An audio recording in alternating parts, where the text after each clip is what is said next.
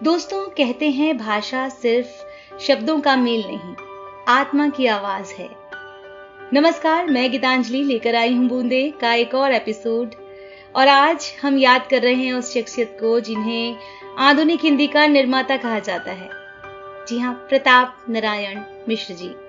अब जरा सोचिए, 19वीं सदी का दौर है, अंग्रेजी का बोलबाला, हिंदी अपनी पहचान खोज रही है। ऐसे समय में प्रताप नारायण मिश्र सामने आते हैं और कहते हैं कि हिंदी हृदय की भाषा है, इसे अपनाना ही सच्चा स्वाभिमान है। मिश्र जी सिर्फ कवि ही नहीं थे, बल्कि व्यंग्यकार, निबंधकार और संपादक भी थे। उनका पत्र ब्राह्मण उस दौर में साहित्य और समाज दोनों पर चोट करता था। उनकी रचनाएं लोगों के दिल में घर करती थी, क्योंकि वो जीवन की सच्चाइयों और समाज की कमियों को बड़ी सहजता और हास्य के साथ सबके सामने पेश कर देते थे। वो कहते थे, व्यंग्य वही है जो हंसाए भी और सुधार की राह भी दिखाए। सोचिए जरा, अगर मिश्र जी आज होते तो शायद ट्विटर पर सबसे मजेदार और धारदार पोस्ट उन्हीं की होती। उन्हें व्यंग्य पढ़कर लोग हंसते भी थे और सोचते भी थे, अरे आप में से कितने लोगों ने दोस्तों की टांग खींची है, बताइए तो। वो भी ऐसा ही करते थे, लेकिन समाज की टांग खींचते थे और कहते थे, मनुष्य की भूल पर व्यंग्य, मनुष्य पर नहीं। जी हाँ, मनुष्य की भूल पर व्यंग्य कीजिए, पर मनुष्य पर नहीं।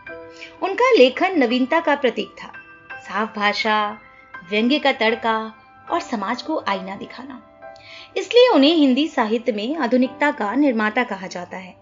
उन्होंने दिखाया कि हिंदी सिर्फ किताबों में कैद भाषा नहीं, बल्कि जनता की बोली, जनता का दिल है। याद कीजिए उनका कथन, हिंदी का भविष्य जनता के कंठ से निकलेगा, न कि दरबारों की कलम से। ये बात उन्होंने कही थी। तो दोस्तों, आज के दिन आइए हम प्रताप नारायण मिश्र जी को याद करें और हिंदी से अपना रिश्ता और मजबूत करें, अपना नाता और मजबूत करें, क्योंकि जैसा उन्होंने दिखाया कि हिंदी हमारी पहचान है, हमारी आत्मा है, तो हिंदी को अपनी आत्मा से जोड़कर रखना है, दूर नहीं करना है खुद से। यही थी बूंदे की एक और कड़ी। मैं गीतांजलि आपसे लेती हूँ इजाजत। मिलते हैं अगले एपिसोड में एक और प्रेरक शख्सियत के साथ। आपके लिए हिंदी क्या है? आप हिंदी को कहाँ देखते हैं? हिंदी की बात हिंदी में लिखकर भेजिएगा जरूर अपने संदेशों में, हमें इंतजार रहेगा।